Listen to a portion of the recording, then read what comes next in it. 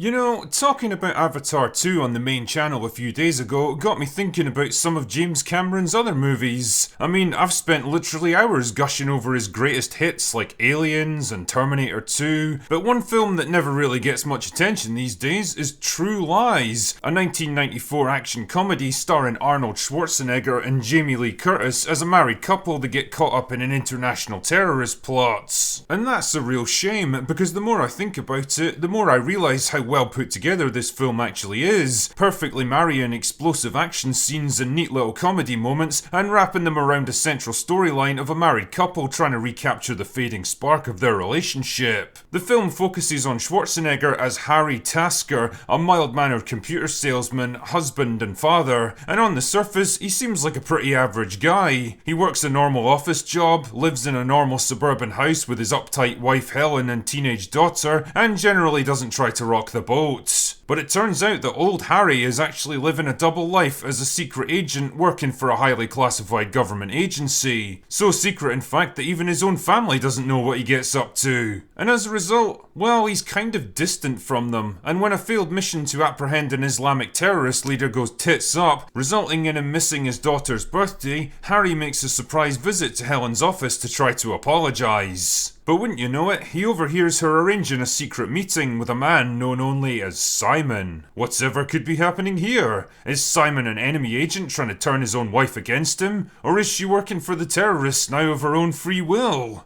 Well, not quite. You recognize my style. You're a natural at this.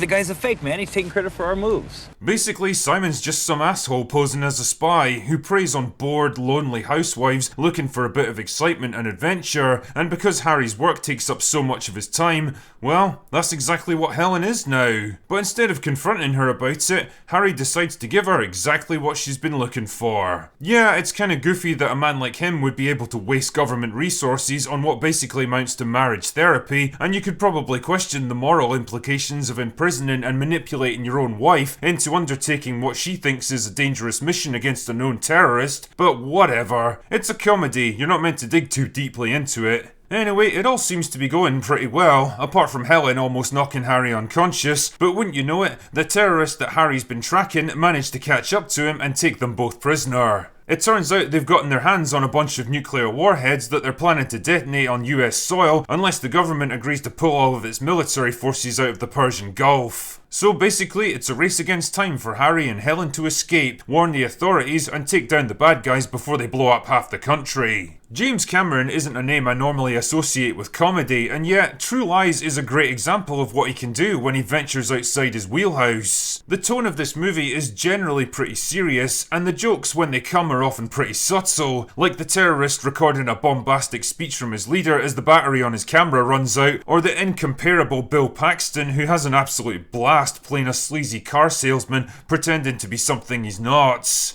Hey, you still interested in that vet at all? Hey, Carlos, the game's over. Or Arnold himself, who's got a natural flair for comedy timing and manages to walk a perfect line between kick-ass super spy and flawed family man trying to make it as a husband and father. Are we gonna die? Yep. I'd say it's working.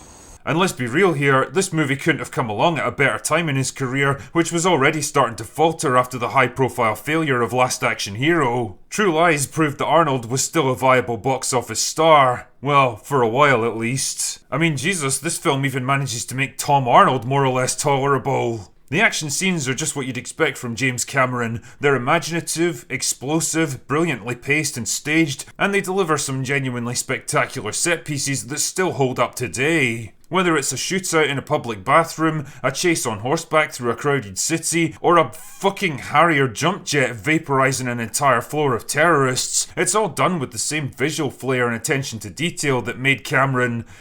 No, I just can't bring myself to say it. I'm the king of the world! But at its core, there's actually a pretty interesting story in True Lies about a faltering relationship between two people that are slowly drifting apart. Like so many other middle-aged couples, the spark in Harry and Helen's relationship has gone out. They're mostly just two strangers living under the same roof, going through the daily routines of life because it's what they're used to. And I think this is where Jamie Lee Curtis really becomes the film's MVP. She's not trying to be Ellen Ripley or Sarah Connor here, and for that I'm relieved because it frees her up to be a very different and more accessible kind of character. She's funny, she's likeable, she's smart and resourceful when she has to be, and holy shit, the girl's still got it where it counts.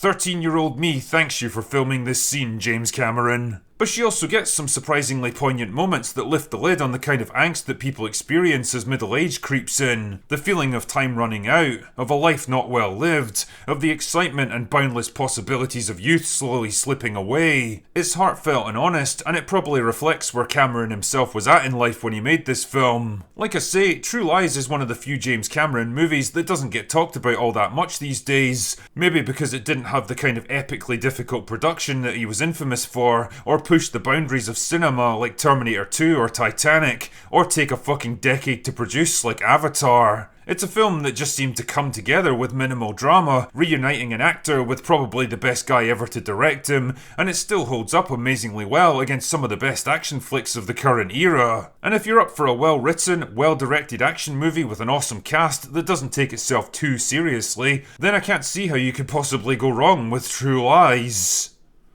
Anyway, that's all I've got for today. Go away now.